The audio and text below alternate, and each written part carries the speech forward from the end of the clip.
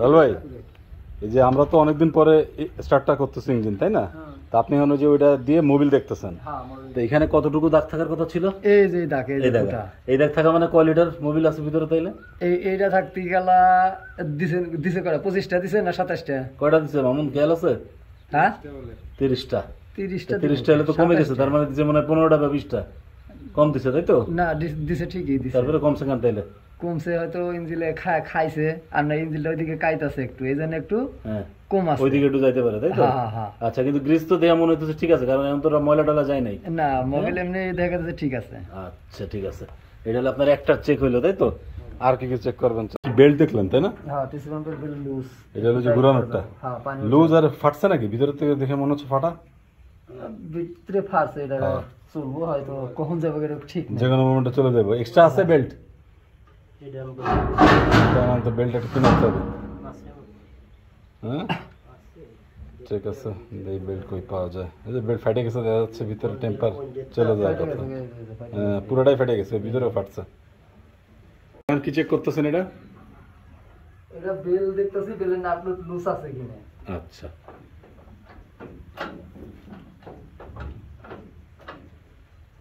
এটার কাজ কি? আচ্ছা, আমাদের এই গিয়ারটা কি ধরনের গিয়ার? ইলেকট্রিক, হাইড্রোলিক না অন্য কিছু? কোনটা? এটা না মেকানিক্যাল?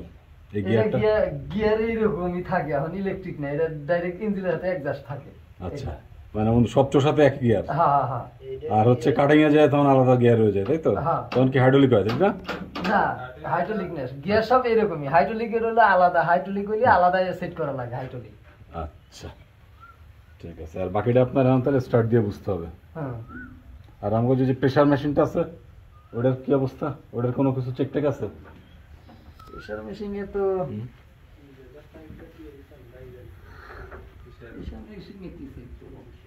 এখানে কোনো তেল টেল বা কোনো কিছু নাই? না, এখানে কোনো চেক দেওয়ার কিছু নাই। আচ্ছা, তাহলে ইঞ্জিন, গিয়ার, আর এই হলো আমাকে প্রেসার মেশিন। আর বাইরের ওটা কি জিনিস, হুইল যেটা? উইংস, ওটা তাই তো? উইংসের কাজ কি? উইংসের কাজ হলো সেকশনটা ফালায়া বালিটা ধরাইবো। আচ্ছা, ধরাইবো বালি। ওই হইলো সবকিছু, এখানে কোনো কাজ নাই। এ খালি হলো পাওয়ার। হ্যাঁ, এখানে খালি ইঞ্জিনটা চলবো, হুঙ্গনের রেস্ট বাড়াইবো, বালু ধরানোরা সব ওই জায়গায় গেলে। ঠিক আছে। উইংসের কি সমস্যা হয়েছিল কম? এই পিনিয়াম ভেঙে গেছিল। ওটা না, এই ভিতরে এখানে ভাঙছে, এটার ভিতরে। এটার ভিতরে এটার সাথে এই জায়গা ছোটটা পিনিয়াম আছে না? হ্যাঁ, এই পিনিয়ামটা লাগাইছে। এটা কি লাগাইছে? এত আর দিছে কি? আর তো এখানে নষ্ট হয়। আর এত না, এই টান হয়নি। এরামের উপরে এসে গিয়ে এই যে পেনকাপ্পাতে টাইনে উঠে তারপরে এই করা হয়েছিল, লুজ পাইছে, এই লুজের জন্য এরকম দিছে। আর এই ভাই জায়গায় থাকা ছাইরা দিছে, আর এসে যে কাটিয়ে গেছে, এই কাটতেছে তার চেঞ্জ করতে হবে একটা।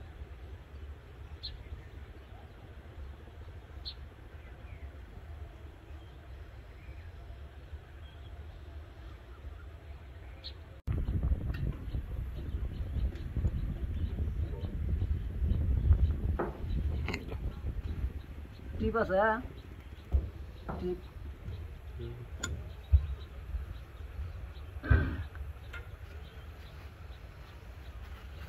পুরো খোলা লাগবে না, এটা জায়গায় তেল কতটুকু আছে মাথায় আসতে হবে কতটুকু? এটুকু বেশি লাগে না, লাগে না, ওই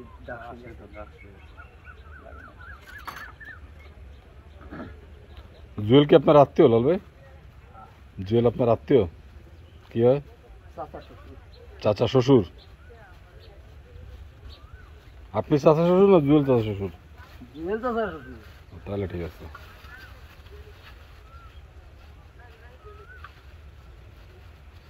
এই গিয়ার অয়েল এটা কিসের? খোলা বাজারের? তাহলে কি কোম্পানির নাম কি লাল ভাই, জানেন নাকি? পানির বোতল না, এমনি গিয়ার অয়েলটা কোন জায়গার আনছে বা কি কোম্পানির জানেন?